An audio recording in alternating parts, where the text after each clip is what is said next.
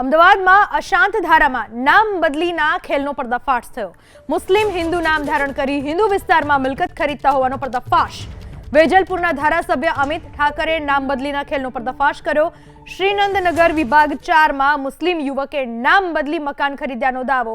જિલ્લા સંકલનની બેઠકમાં ધારાસભ્યએ નામ બદલીના ખેલ બંધ કરાવવા કરી રજૂઆત। કલેક્ટરે ધારાસભ્યની રજૂઆતને ધ્યાને લઈ તપાસના આદેશ કર્યા।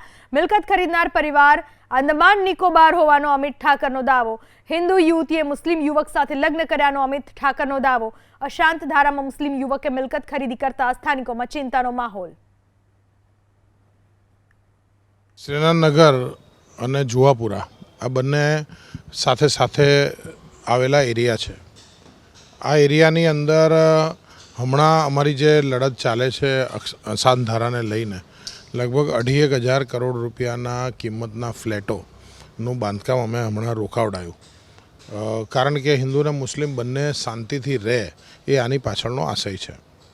જે લોકો આ પ્રકારની ગતિવિધિ કરે એને આ એક રીતે રોક્યા તો હવે આ બીજી મોડસ ઓપરન્ડી ધ્યાનમાં આવી છે। હજી આ કેસમાં અમે વધારે ઉતરીશું, કલેક્ટરની અંદર ફરિયાદ કરી છે, પણ જ્યારે છાપામાં જાહેરાત આપીને સાજિદ અજીઝમાંથી કોઈ સ્વપ્નિલ પોદ્દાર બનતું હોય તો શા માટે બને છે? એની જ્યારે જોયું ત્યારે કોઈ હિન્દુ બહેન સાથે એમણે લગ્ન કર્યા, લગ્ન કરીને પછી નામ બદલીને આ એક નવી મોડસ ઓપરન્ડી તો નથી ને, એની ચિંતા એ અમે કલેક્ટર આગળ વ્યક્ત કરી છે। એની તપાસ થવી જોઈએ કે ભાઈ શા માટે નામ બદલી રહ્યા છે।